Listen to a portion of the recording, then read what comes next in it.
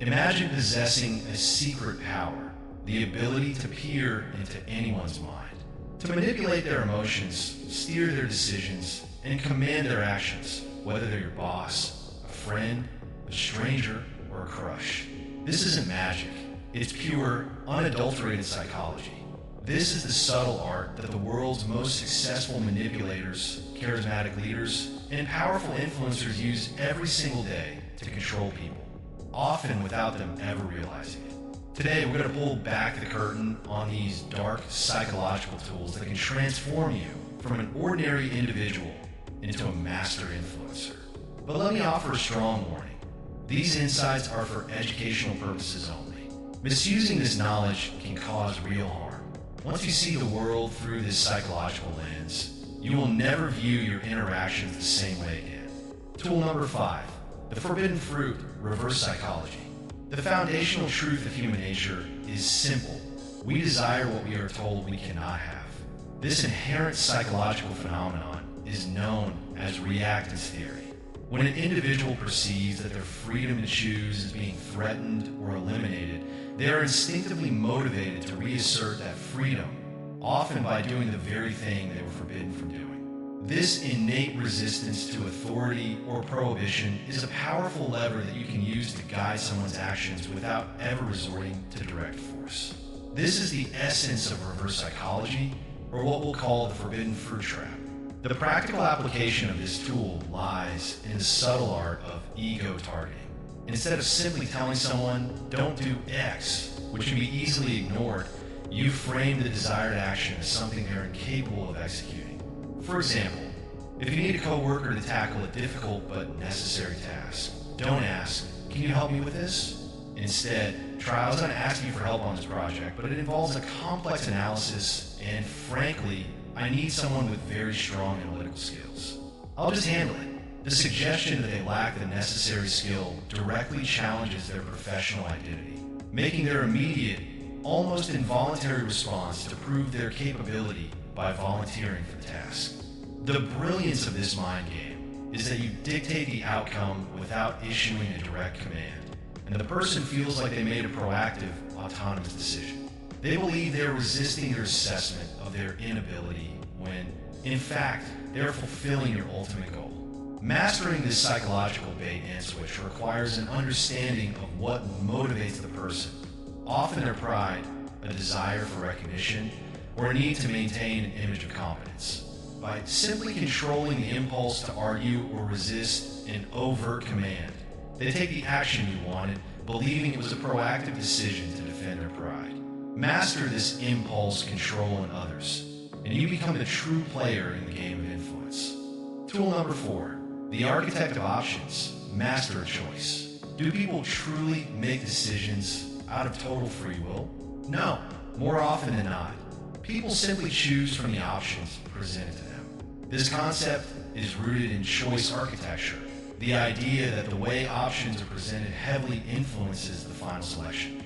The person who wins the game of influence isn't the one who enforces their will. It's the one who subtly designs the available choices to lead to their desired result. The true power lies in framing their options, not forcing their actions. This technique provides the illusion of autonomy while retaining centralized control. A fundamental way to apply this is by using a forced binary choice, where both available paths lead toward your objective. If you want a friend to go out with you, saying, let's go out tonight, might be met with an immediate, non-committal maybe.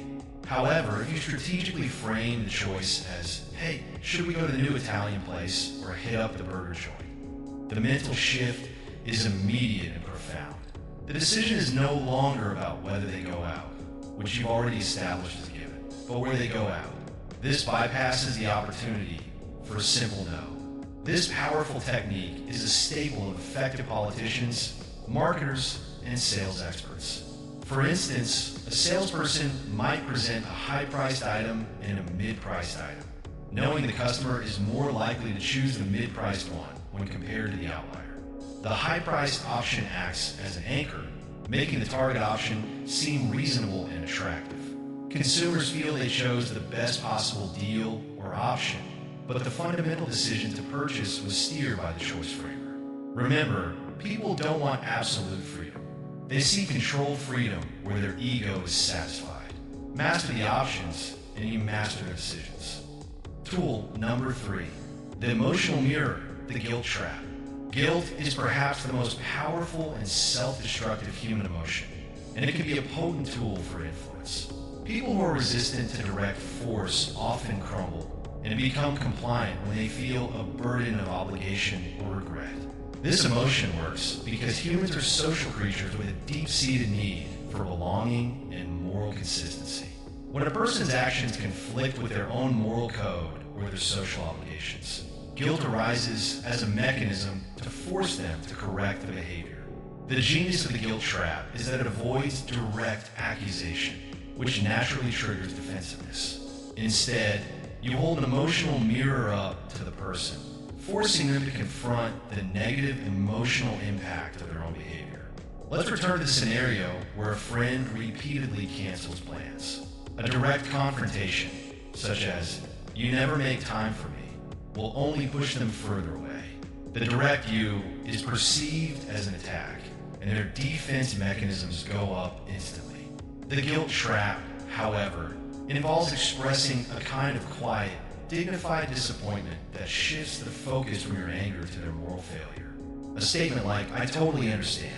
It's clear that you have a lot of priorities, and I accept that our friendship isn't currently one of your top ones," is devastatingly effective. You have done two things.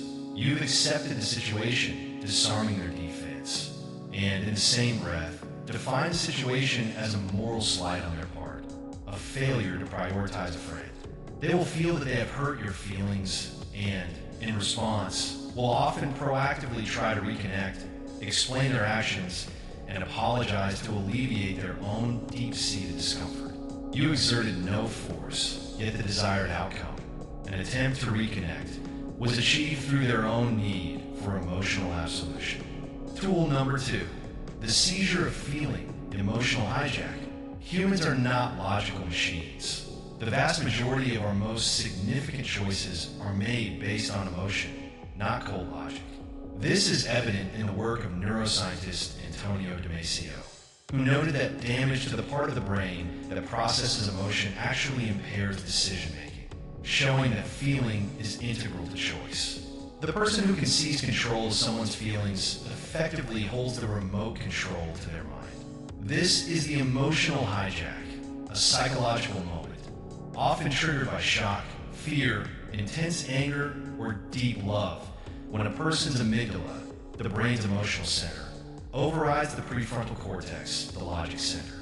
The individual then makes a critical decision based on the intensity of the current feeling rather than on reality or long-term consequence. Once the emotional state is stabilized, they may regret the action, but the decision is already finalized. This technique is the bedrock of powerful propaganda and rhetorical influence. Consider political speeches. The most effective orators rarely rely on presenting dry facts. They actively seek to evoke strong, primal feelings like fear of an enemy, anger at injustice, or pride in one's heritage. When your audience's emotions are intensely engaged, their critical thinking takes a complete back seat, and their vote, money, or loyalty is instantly committed. If you want to control the mind, you must first control the heart. People may forget the facts or logic you presented, but they will never forget how you made them feel. Tool number 1, the weight of absence, the power of silence. Psychology confirms a profound truth. Silence is a real, tangible power. This power is derived from the fact that humans are deeply uncomfortable with silence in a social setting. It creates a perceived social vacuum that the mind rushes to fill. The feeling of not knowing what the other person is thinking or how they will react generates significant anxiety and cognitive dissonance in the subject. This phenomenon is vividly illustrated in the scenario of a reprimand.